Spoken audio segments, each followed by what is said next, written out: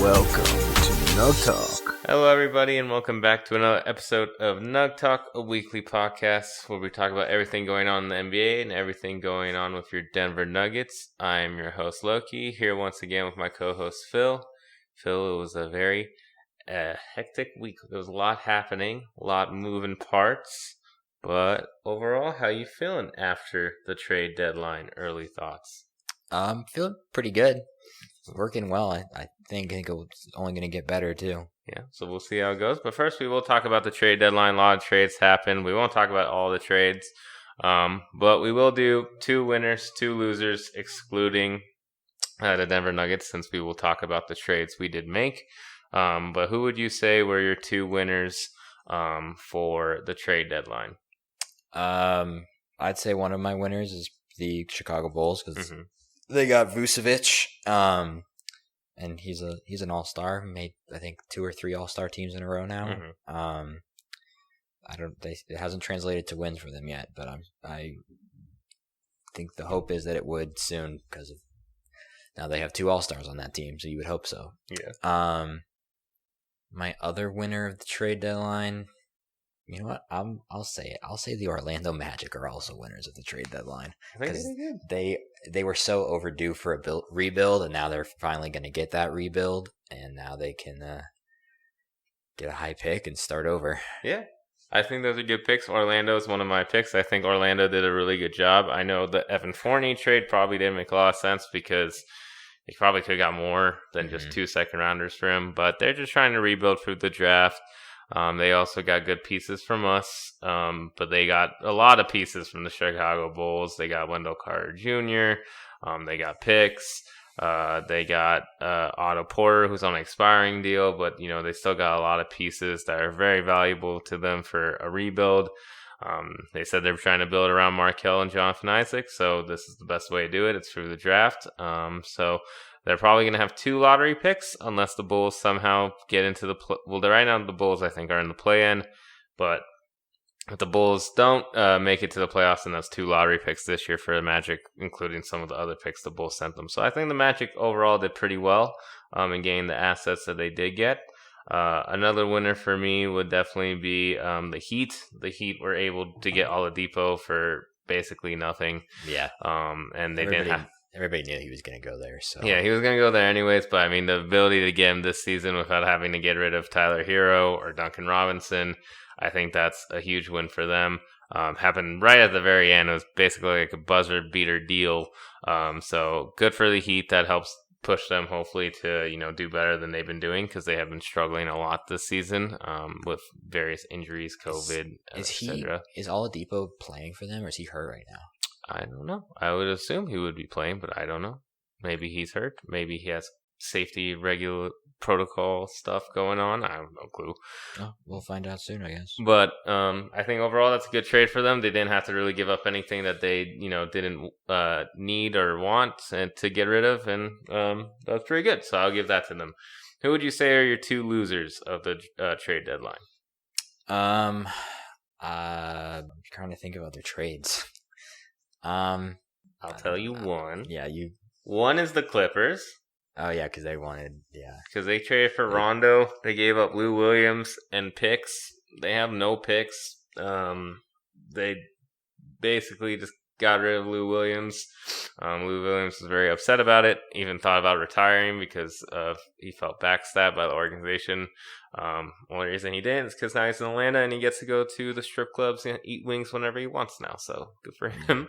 But I don't get what the Clippers were doing with that trade. It doesn't make any sense. Lou Williams to get Rondo. has been key for them this whole time. Yeah, I mean, he's been the 6th man of the year for them, and Rondo, even though yes, Rondo's good in the playoffs, will he show out in the playoffs? Probably, but at the same time, it just seems weird to give up as much as they did for him.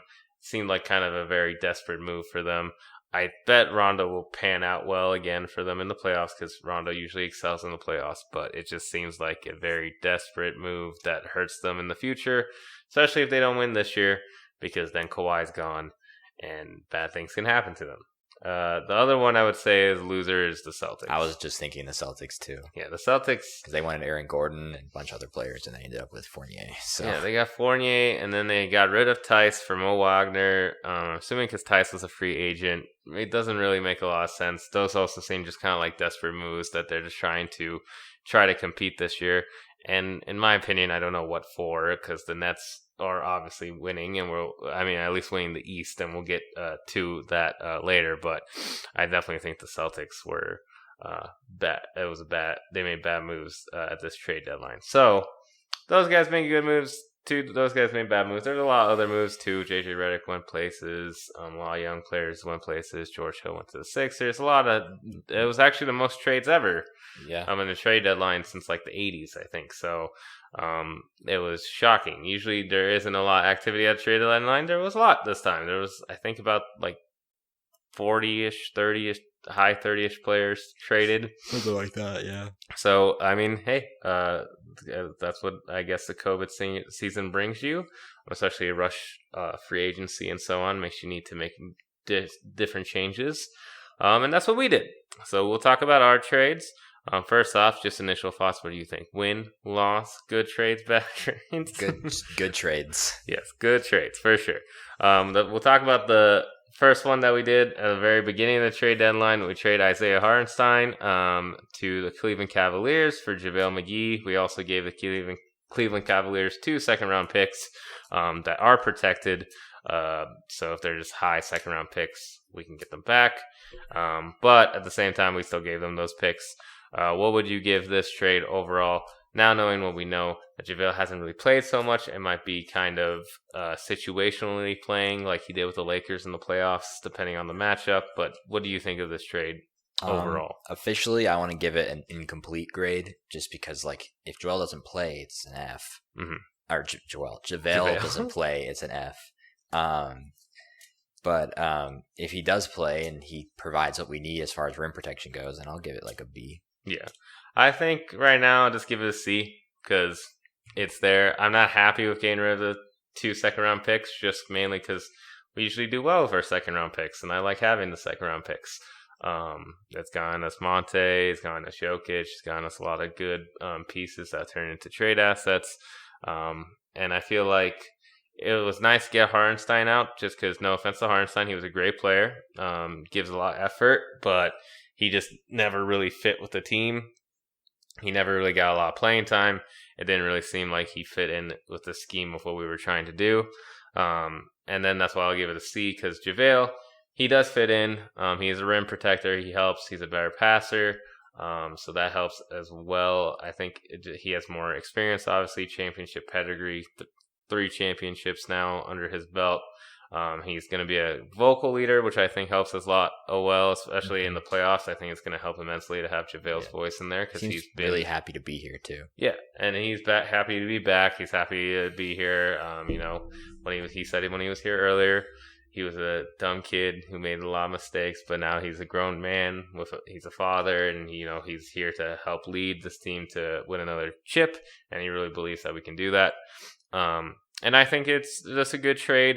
I hope he plays, because otherwise the second round picks were a bit of a waste. But overall, it was, I think, a needed trade, especially if we do run into the Lakers.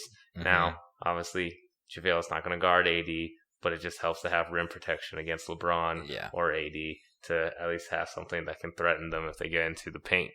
Because the Lakers are not a very good 3-point shooting team, as we all know. Yeah. But that was the first trade. And I thought that was going to be the only trade that day. I was like, okay, this is pretty good. I'm happy already. I was like, this is a fine trade deadline. We improved the team. We'll be ready to go. I didn't think we'll do anything else. Then the Celtics traded for Fournier, and that's when I knew we were getting Aaron Gordon. Because they weren't going to get Fournier if they want Aaron Gordon. I'm assuming they had talks.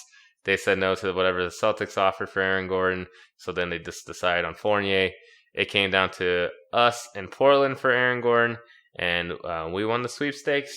Unfortunately, we had to let Gary Harris go and RJ Hampton. And we had to... Did we let go of a second-round pick, too, I think? Or did we let go of a pick in this? For Aaron Gordon? Yeah, we gave him a top 10 protected pick. We gave him a first-round pick. So it was very sad, but we got Aaron Gordon back. We got Gary Clark. What would you give this trade? What would you give the grade for this trade?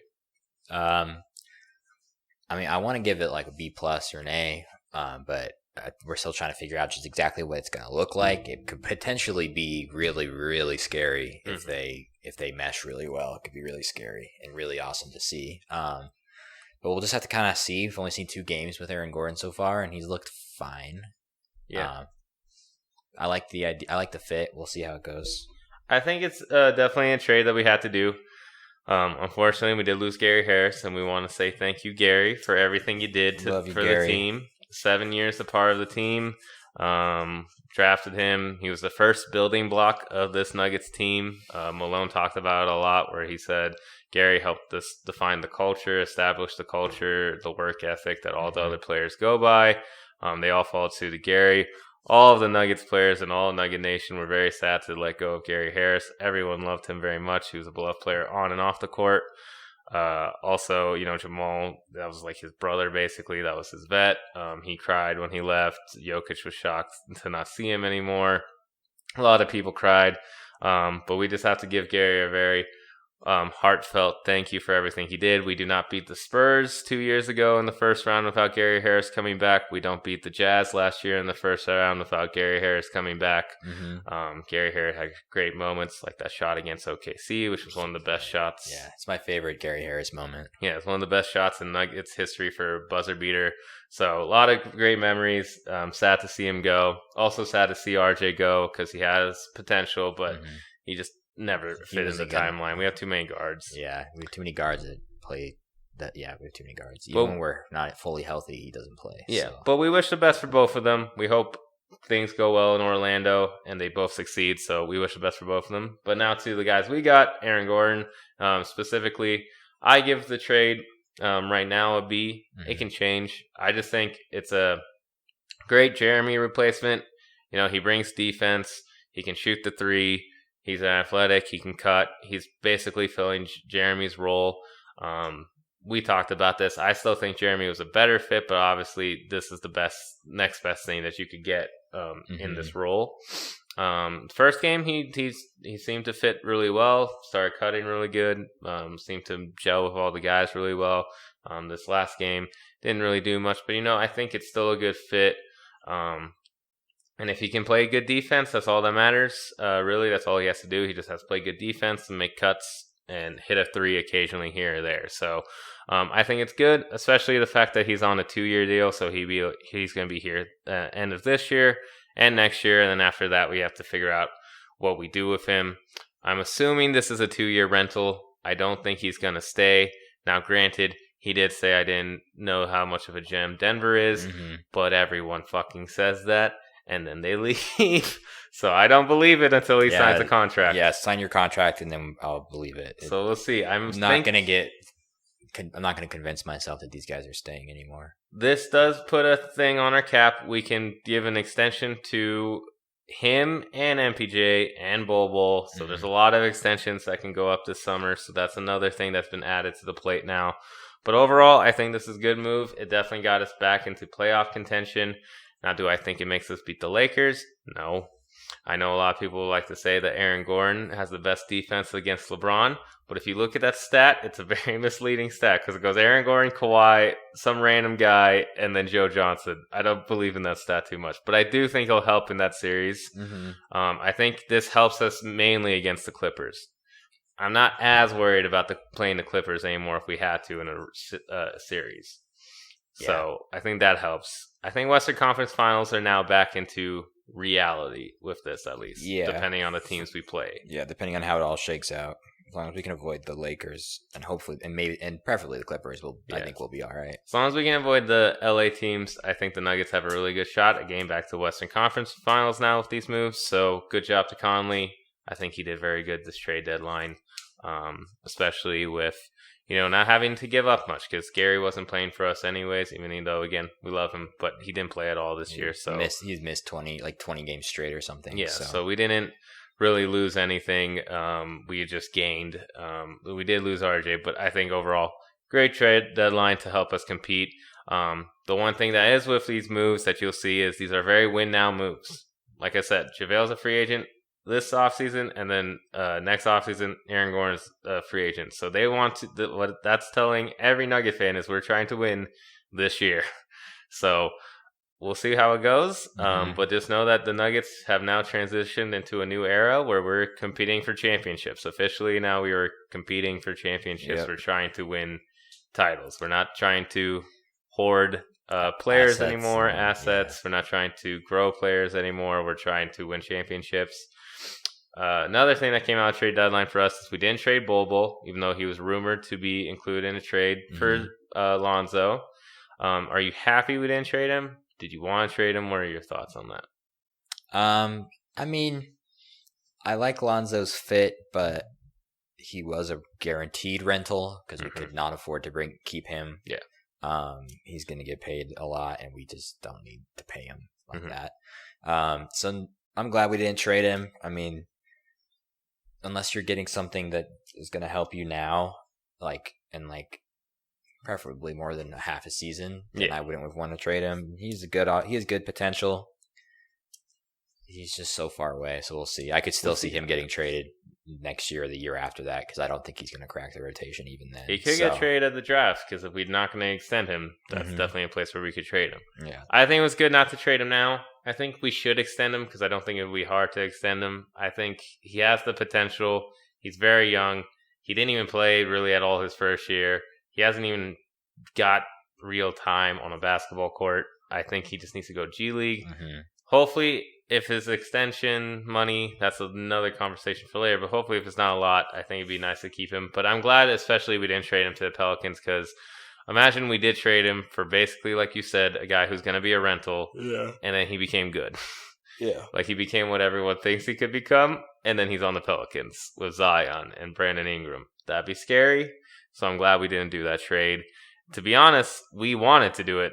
The Pelicans didn't do it. I don't know why the Pelicans said no to that, but they did. So that is what it is. But that was basically everything for the trade deadline. But then, obviously, after trade deadline, buyout season happens. Old veterans get bought out of their contracts because their teams don't want them anymore. So there was two main ones. One was just recently, Andre Drummond just went to the Lakers.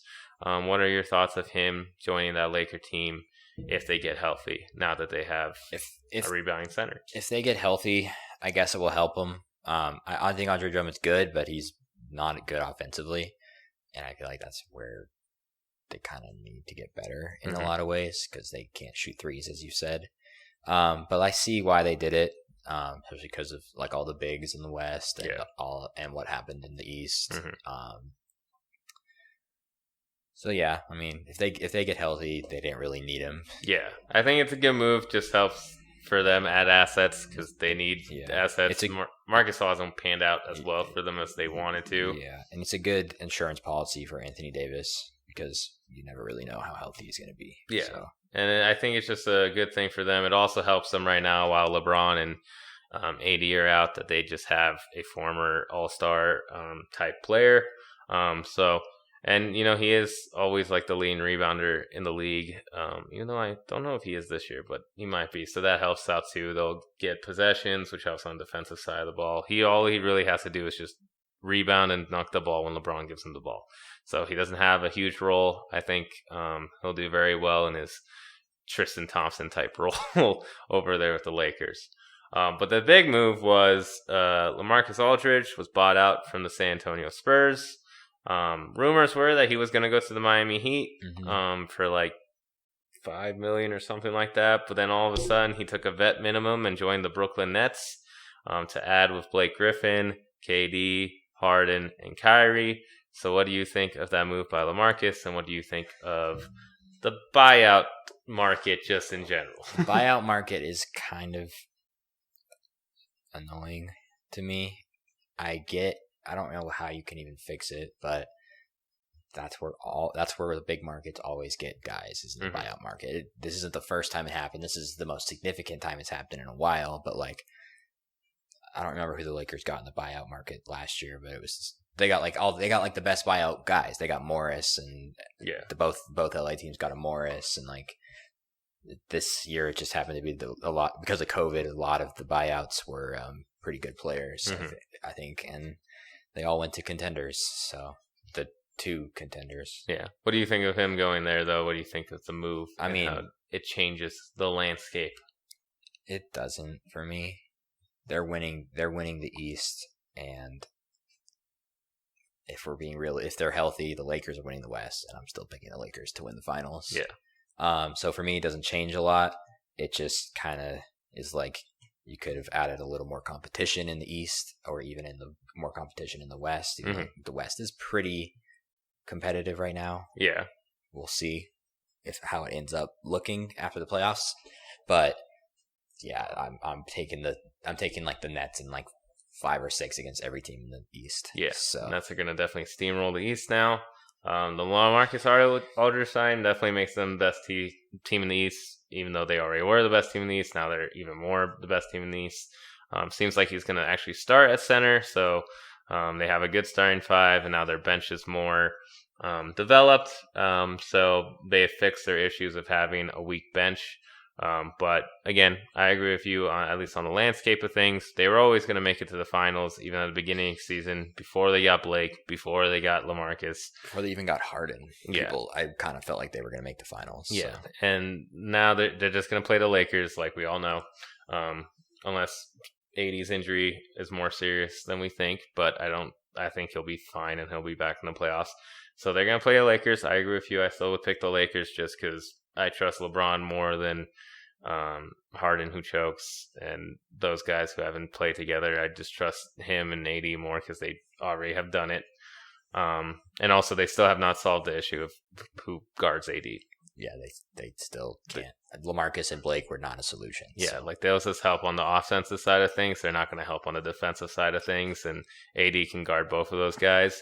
And even though Blake has been better because he's been dunking and doing stuff like that, he still hasn't been anything excellent for them. He's a good role player, but he's not been anything excellent. Lamarcus is a huge thing. And I think the buyout market, they need to find a way to fix it. I have a couple of ideas. One is if some guy has been an all-star in the past 5 years, they shouldn't have like the ability to sign a vet minimum. Yeah, they shouldn't have the ability to sign a vet minimum. I don't think that should be possible because their value is way more than vet minimum. So I don't think that should be allowed. That's one way to fix it. The other way is the Nets are so far over the luxury tax, and not even the first luxury tax, the second luxury tax, where you actually pay a lot of fucking money back to the NBA because you're over the tax. And they should make it a rule that if you're over that second one, you can't get any buyout people. Yeah, they should do that. Because we barely even go over the first luxury tax. We're to go over the second one, like we're never going to be in competition if these guys can just spend as much money as they want on these guys. Like we have no shot of gaining them. Not that I wanted Lamarcus or anything, but I just think it's not fair to the small market franchises because the buyout market is basically a big market tool. It's tools for big market teams or wherever LeBron is. Because then whatever team LeBron's on, they're making a lot of money anyway, so they can spend the money to get that player. So I don't think it's a fair way of getting players. I think they need to just propose a rule to fix it, because I definitely think it was a weak move by Lamarcus to join the Nets, but I get it. He's old. He wants a championship. He got his money from the Spurs, so I get it, but I think it was definitely a weak move. So hopefully they fix it in the future, but I doubt it. But overall, I mean, it didn't affect us that he went there. At least he didn't go to Portland. Portland was a place I was scared that Lamarcus would go back to because he does have ties there, obviously, because he played there before. So overall, I would say with the trade deadline and the buyout, everything considered, I think we came out mostly on top of all the people in the West, at least. Yeah. Like, we got the best upgrade from all those people.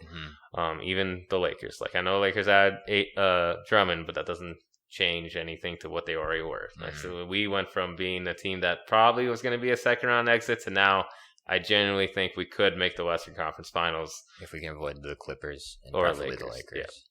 So, I mean, that's good for us. That's really good. And we'll talk about our games because we've been doing a lot better as of late, playing a lot better. even before the trade deadline. So first we'll start off with our game in Orlando when we played Aaron Gordon when he was on the other team. So we played them. We won 110-99. The game was basically a blowout. I think they could tell that Aaron Gordon was gone. Mm-hmm. He was the only player that I think played like super well for them, not named Fournier. But Fournier, Vucevic, Gordon, they all played well. And I think Fournier and Gordon played well because they want to get traded. So they want to give one last, hey, look, we're good. Mm-hmm. But overall, we just smoked them. We played really well. Who would you give your MVP to? That's not Nikola Jokic. I know he had 28, 11, 15, and 10, but other than him. I'll give it to MPJ because he scored 18, it was efficient, and he got 7 rebounds. Mm-hmm. So, yeah. I'll give it to PJ because on the last podcast I was talking about how our bench was doing really bad and I needed someone to step up from the bench. And PJ did that for us. He had 14 off the bench.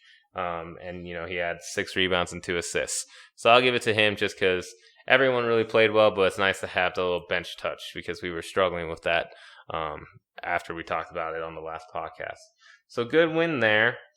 Then we went on a back-to-back and played Toronto, and we got creamed. Mm-hmm. Mainly because for some reason, Kyle Lowry was rumored to be traded. Norm was gone for them. They played with basically the idea that he was gone, so they tried super hard to win this game. I don't think Malone prepared us enough, and I don't think the guys prepared hard enough for this team because they lost 8 straight in a row. Mm-hmm. I don't think they understood how much they would try to get Kyle his last win in a Raptor uniform if it was that case. But what would you think of this game? Do you just throw it away because it was right around the trade deadline? You just throw it away. I think it was more than just the Raptors playing for the trade deadline. I think it was a lot of also our guys because no one really knew who was going to be gone. Yeah, like Will played very bad in this game, and I could definitely see that be attributed because he also thought he was going to get traded. He was 0 for 8 in the game, 0 for 3 from 3. All the guys really played bad. Our bench guys played terrible until scrub minutes when Bobo and Nanji came in. So I agree with you. I think just throw that game away. It's an unfortunate game, a very emotional game, I assume, for everyone. Just get out of here. It's fine. Yeah.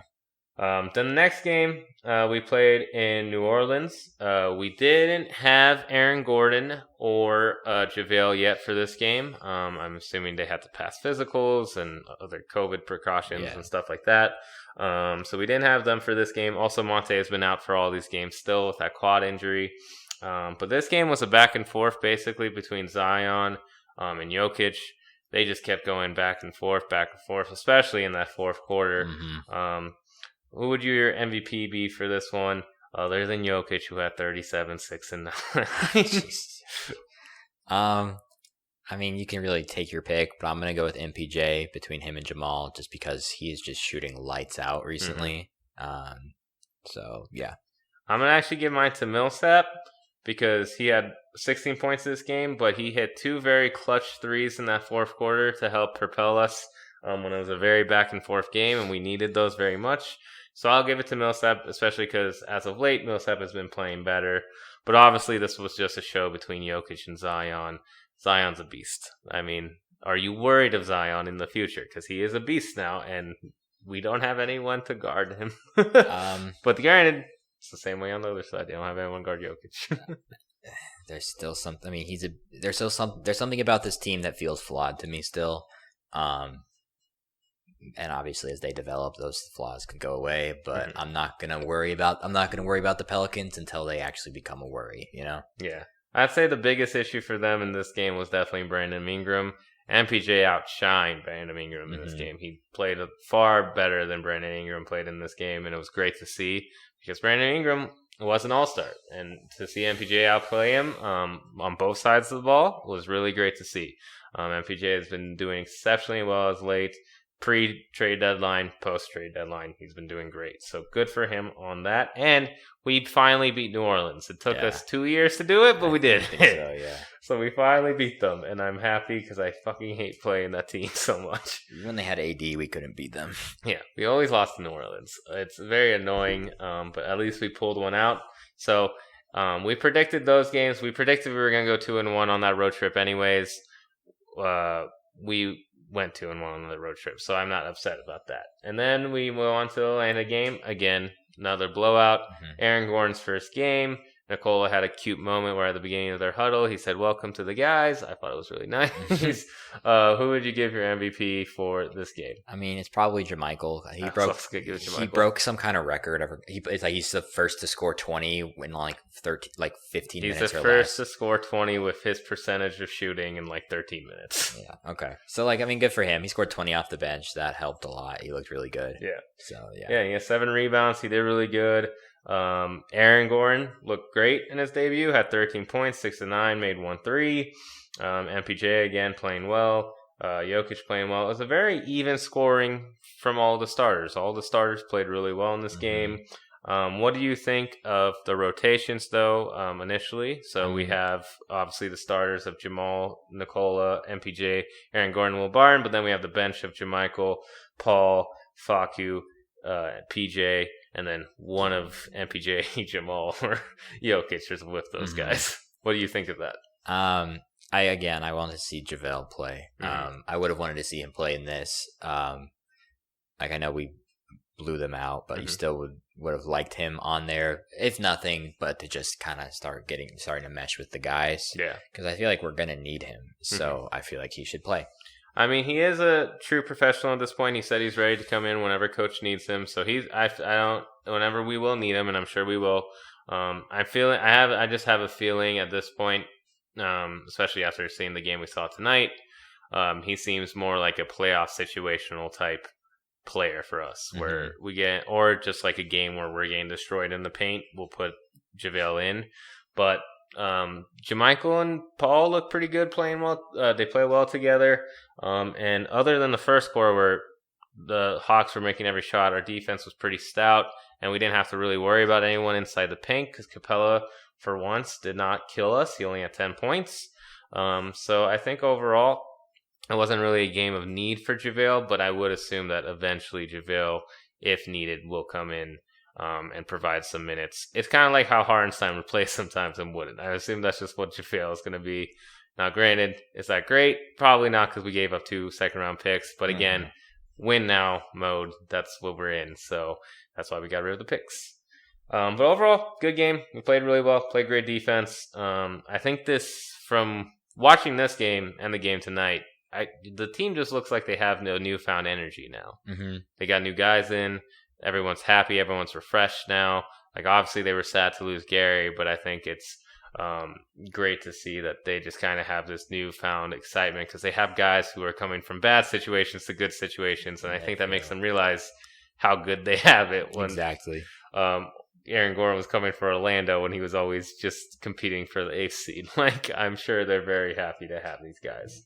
So we won that one, and then we won our game tonight against the Philadelphia 76ers. We were blowing them out for like 3/4 of it, and then they came back because of Tyrese Maxey and a lot of careless mistakes and passes and defense. We won 104-95. Who was your MVP for this game? I'll give it to Jamal because he's the one who kind of brought us home. He kind of like basically helped so they wouldn't come all the way back. So yeah, I'll say Jamal. And I'll give it to the other one. I'll give it to MPJ because he also played really well. He was on fire for 3.5 quarters of this game. He played really well, made some mistakes, but very little. And he's just excelled at, doing his role, which is hitting his shots, playing off of Jokic and rebounding and just playing as best as defense as he can. And I feel like it's getting better and better every game. It's getting better for sure. And now that the fact that he has Aaron Gordon, I think it's nice because if he's having an off night on his guy, you can just put Aaron Gordon on his guy. If Jamal's having an off night on his guy, you can put Aaron Gordon on his guy if you have to. It's nice to have Aaron Gordon with his kind of defensive flexibility, that if any of these guys aren't having good nights, you can kind of switch him onto them. So I think that helps out immensely as well. Jokic also still played well, 21, 10, 5. Goran only had 6 points, but it's fine. He didn't really play that much. He only played 24 minutes. What do you think of Malone going with Facu at the end instead of all 5 of the starters? I guess because it's his second. My only hope is that it's because it's his second game, so he didn't do it. But that was going to be the first thing I said. I do not like that Facu was essentially our 6th man tonight. He played 25 minutes off the bench, and he didn't score a single point. And he really he played poorly. He played poorly. That game. And Malone kept going with him. I know that Malone said at the press after the game, like, we need to develop a killer instinct. I think putting Facu kind of hurt some of our offensive momentum. I know he wanted to get that energy, and he was kind of getting in Ben Simmons' head a little bit, but there was points where we needed a bucket, and then we didn't really have a more dynamic offense. Yeah, I would have preferred Aaron in, but I know that if Monte was healthy, Monte would have been in. That'd be Monte instead of Facu. So I'm not as worried about it because as long as it's Monte or Aaron in those closing situations going forward, I'm not worried about it. Hopefully Monte's coming back soon. He has said that he feels like he's ready to come soon. He keeps saying that he's getting closer. So, but that was kind of frustrating because Facu did play a lot, and I know he brought a lot of energy. He got some steals, like you said, guy in Ben Simmons' face. But I just feel like that was a weird decision to go with him at the closing minutes. They made it a lot closer than they had to. But granted, it's not all on Facu. The whole team just kind of became lazy. They got up 20, started making lazy passes. No one started moving after people were passing. Like, ball movement just died, and we just forced Jamal to take tough shots. I will say something I noticed, even though Jamal played well with that unit because he made a lot of tough shots, is I think MPJ plays better with the second unit than Jamal does. Yeah. He plays better with Paul, JaMychal, Facu, and PJ because I feel like they all rely on Jamal too much. When Jamal's in, they're like, okay, Jamal will do it. But when MPJ's in, they know he's still young, and they're like, okay, we have to help him. Yeah, exactly. Like, we have to do stuff with him. Like, he can't do it all yet. He's not there. But they see Jamal, and they're like, oh, Jamal can just do it. And I think that's something that we should stick with going forward. If we do that second unit and we have someone in, I would prefer it to be MPJ or Jokic instead of Jamal. I think Jamal always just plays best off of Jokic. He can do it. Like, he showed he can do it on himself. But I don't think we need to make it hard on him for no reason. Yeah. And I think MPJ does better at taking bad shots than Jamal does, unless Jamal gets hot. So, but overall, good game until the end. And we're on a 3-game winning streak. I don't know. I think we're still 5th. And we're only a game and a half back of the Lakers now, maybe even just a game back of the Lakers. But the Lakers are probably going to continue to keep falling because LeBron and AD are still out. I'm sure LeBron's coming back probably in like 2 weeks. But then again, at that point, that's a lot of games. But, at this point, I think if you're a Nuggets fan, you kind of want this team to end with the 4th seed and play Portland. And then play the Jazz. I think that's what you want, best case scenario for playoff success, at least. But now we'll talk about our upcoming games. We'll talk about the one coming up this Thursday. Big game against the Clippers in Los Angeles. National TV. Paul George will probably be out because he's out with a sore right foot.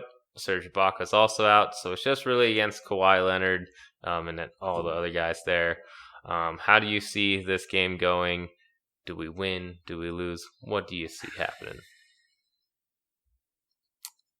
I'm going to say win, and here's why.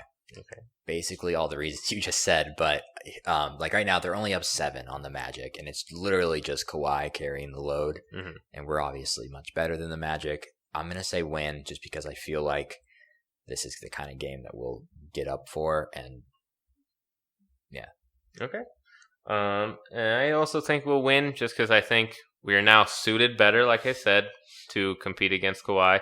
My most intriguing matchup for this is definitely to see how Aaron Gordon does on Kawhi. Yeah. This is a playoff preview. If it happens, for seeing how that matchup goes, can he do as well as Jeremy did in those situations?